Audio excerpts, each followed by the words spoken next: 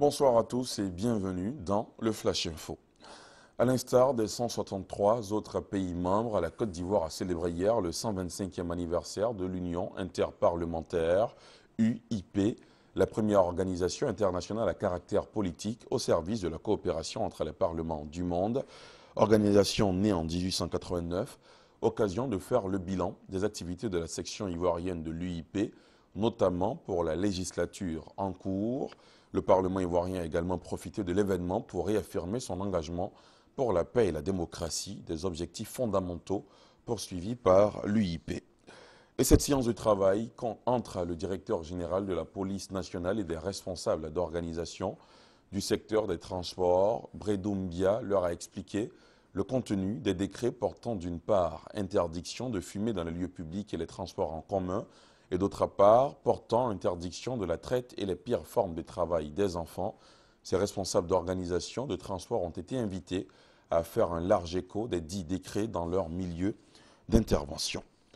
Du 7 au 10 août prochain, ce sera la dernière phase du recensement général de la population et de l'habitat en Côte d'Ivoire, RGPH 2014.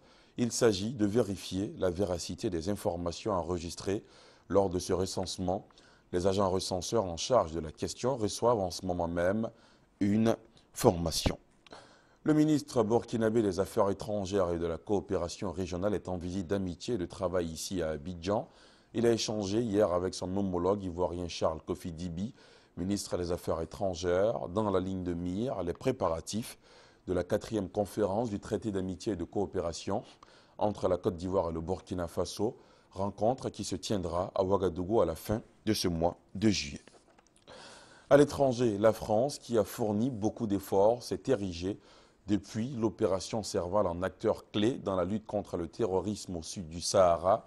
La logistique de l'armée française est plus que sollicitée. Reportage. Au quartier général de l'opération Serval, le jour se lève à peine. Et déjà, le détachement du bataillon de logistique est sur le pont.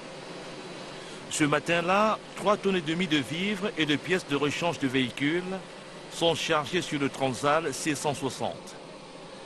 La cargaison est destinée aux troupes françaises stationnées en zone de guerre dans le nord du Mali.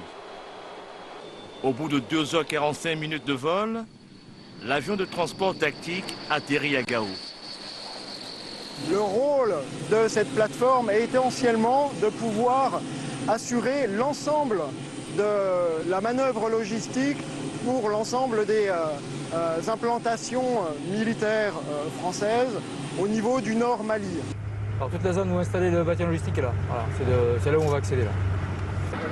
Le bataillon logistique constitue une unité essentielle de la plateforme opérationnelle de Gao, le pôle avancé du dispositif français de lutte contre le terrorisme au Sahel. Le bataillon baptisé Salamandre compte au total 420 hommes, dont 350 stationnés à Gao. Parmi ces missions figure le ravitaillement des troupes combattantes déployées à Kidal, Tessalit, Tombouctou, Ansango et bien sûr à Gao. Pour environ 2 combattants, il y a un personnel qui les soutient. C'est suffisant pour un théâtre aussi dur que celui-ci En termes de ratio, on peut estimer que c'est une situation qui permet de remplir la mission, mais c'est une situation qui exige beaucoup de travail. Le sous-groupement de maintenance adapté au théâtre est le principal maillon du bataillon logistique. Les 50 soldats qui travaillent ici effectuent des visites techniques sur les véhicules. Ils réparent aussi les pannes. En moyenne, on reçoit tous les jours 2 voire 3 véhicules. Le principal problème, ce sont les crevaisons, compte tenu des tracés sinueux, compte tenu des routes qui sont assez chaotiques aussi et qui ne sont pas forcément très facilement praticables par l'ensemble des véhicules et par l'ensemble des engins blindés ou autres qu'on utilise pour les différents convois. Les véhicules sur lesquels les mécaniciens du sous-groupement de maintenance adapté au théâtre interviennent doivent être remis aux troupes combattantes dans un délai de 3 à 4 jours. Le non-respect de ce délai pourrait avoir des conséquences sur l'efficacité des opérations de lutte contre les djihadistes dans le nord du Mali.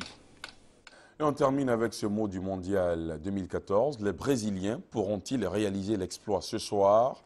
Après le drame national vécu vendredi avec la blessure de Neymar, la Seleção affronte l'Allemagne ce soir à 20h, heure d'Abidjan à Belo Horizonte en demi-finale.